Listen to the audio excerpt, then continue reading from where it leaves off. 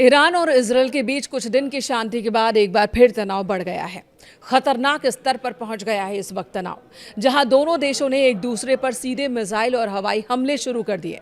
अप्रैल में हुए एक नाजुक युद्ध विराम के बाद ये पहला मौका है जब दोनों देशों के बीच इस तरह की भीषण गोलाबारी देखने को मिल रही है। ताज़ा घटनाक्रम क्या है और इसका असर क्या होगा? आने वाले दिनों में विश्व को किन परिस्थितियों से जूझना पड़ जाएगा? जहां एक तरफ युद्ध खत्म होने की अटकलें लगाई जा रही थी और ये उम्मीद जताई जा रही थी कि किसी बातचीत तक, नतीजे तक पहुंच जाएंगे, वहीं दूसरी तरफ ईरान और इजरायल ने एक दूसरे पर अटैक को और तेज कर दिया है। तो इसकी वजह क्या है, जानते हैं। नमस्कार, मैं हूं आपके साथ मेनका चौधरी। ताज़ा घटनाक्रम क्या है, युद्ध के अपडेट्स क्या हैं, जान लेते हैं। बेरूत में इजरायल द्वारा किए गए हमलों के जवाब में ईरान के इस्लामिक रेवोल्यूशनरी गार्ड कॉर्प्स यानी कि IGRC ने इजरायल पर बैलिस्टिक मिसाइलों की बौछार कर दी है। यरूशलेम समेत कई इजरायली शहरों में हवाई हमले किए। सायरन की आवाज हर तरफ गूंज रही है, विस्फोटकों की आवाजें सुनाई दे रही हैं। इजरायल ने भी जवाबी कार्रवाई की। मिसाइल हमलों के तुरंत बाद इजरायली वायुसेना ने मध्य और पश्चिमी ईरान में स्थित कई सैन्य ठिकानों को निशाने पर लिया। जवाबी हवाई हमले किए हैं, एयर लॉन्च्ड बैलिस्टिक मिसाइल दागे हैं। ईरान के इन इलाकों में कोहराम मच गया, जिसके बाद ईरान ने तेहरान के मुख्य हवाई अड्डे यानी कि इमाम खमैनी अंतर्राष्ट्रीय हवाई अड्डे के आसपास के हवाई क्षेत्र को पूरी तरह से बंद कर दिया।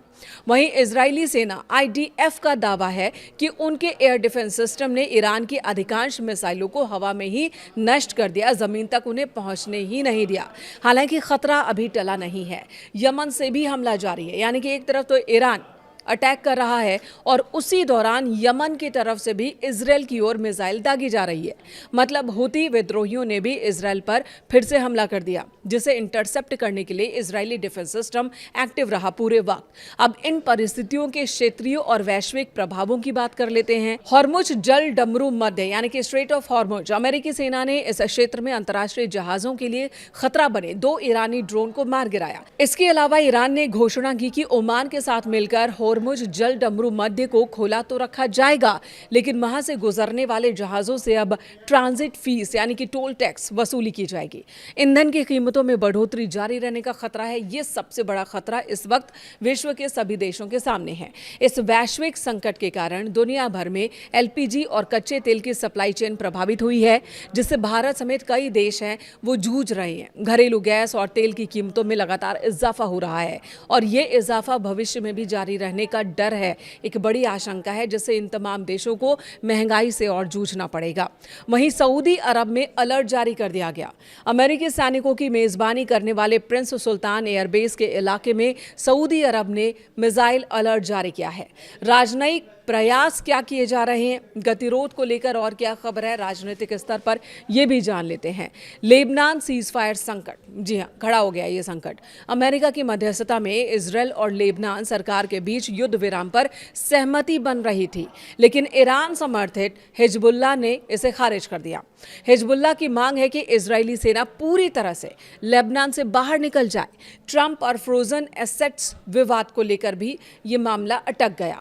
अमेरिकी राष्ट्रपति डोनाल्ड ट्रंप युद्ध विराम की कोशिशों में लगे हैं, लेकिन अमेरिका ने ईरान की फ्रीज की गई 24 अरब डॉलर की संपत्ति को वापस करने से इनकार कर दिया।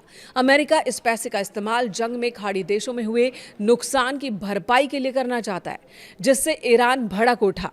मध्यस्थता की बात भी की गई। पाकिस्तान के गृह मंत्री मोहसिन नकवी फिलहाल तेहरान में ही हैं और अमेरिका ईरान के बीच इस गतिरोध को सुलझाने की मध्यस्थता की कोशिश कर रहे हैं, लेकिन वो पूरी तरह से नाकाम ही दिख रहे हैं। अभी तक की तमाम कोशिशें नाकाम रही और एक बार फिर से जब ईरान और इजरायल ने एक दूसरे पर ताज़ा हमलों की शुरुआत कर दी है, तो मध्यस्थता की अभी तक की सारी बातें जो हैं वो शून्य नजर आ रही हैं।